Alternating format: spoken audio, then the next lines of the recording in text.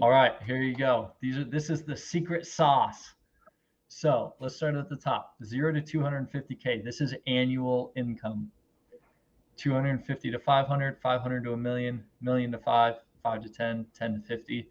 If you're watching this right now, you're probably in one of these two categories.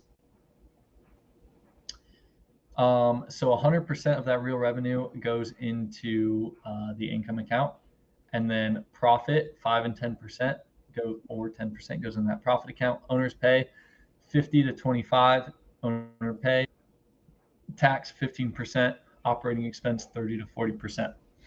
My only caveat with these two right here, because these are the biggest jump from 50 to 25, 5 to 10, and then 30 to 40.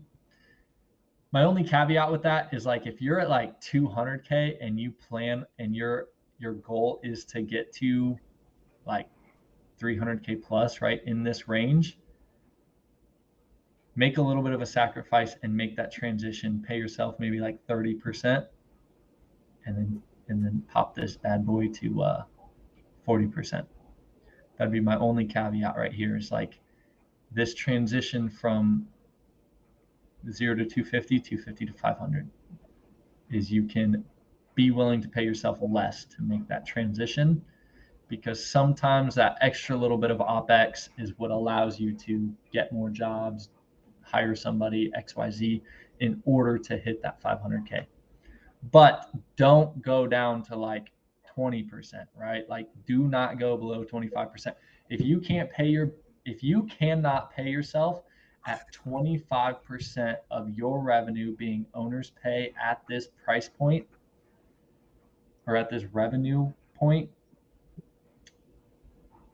margins get worse as you get bigger in general, right?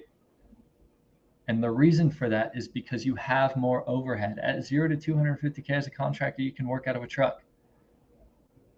250 to 500, you're probably going to need an office, right?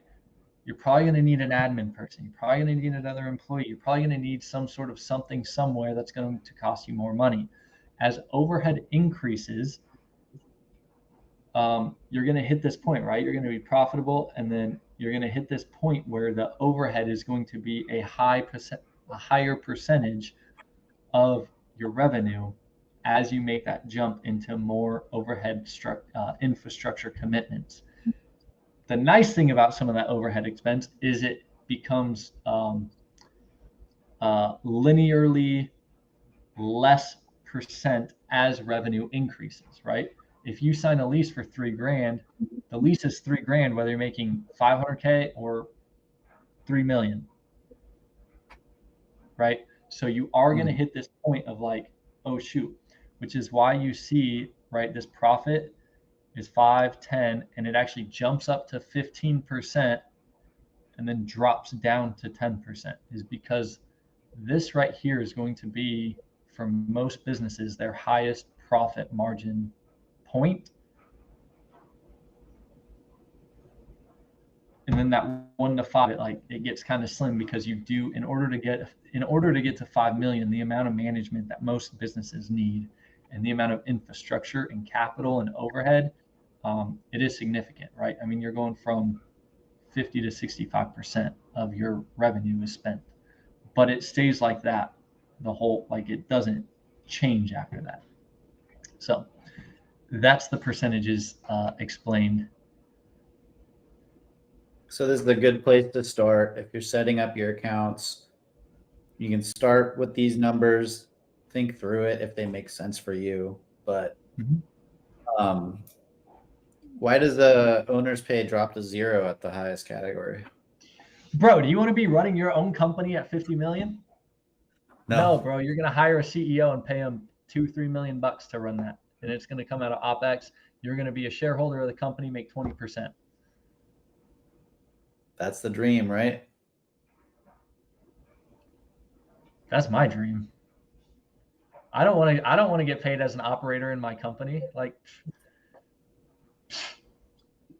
dude, I want to pay somebody to manage the company. That's why at this level, we want to set up all of the systems and processes to get us to this level, systems and processes to get us to this level. management and systems and processes to get us to this level, probably some sort of investor and strategic relationships to get us to this level, probably some sort of high level CEO with a board of directors and better processes and better systems and better management to get us to this level. Mm-hmm. Right? And at that case, dude, I don't want to deal with freaking board of directors and all this other baloney. I just pay me my paycheck for investing and starting this company 20 years ago and run the damn thing.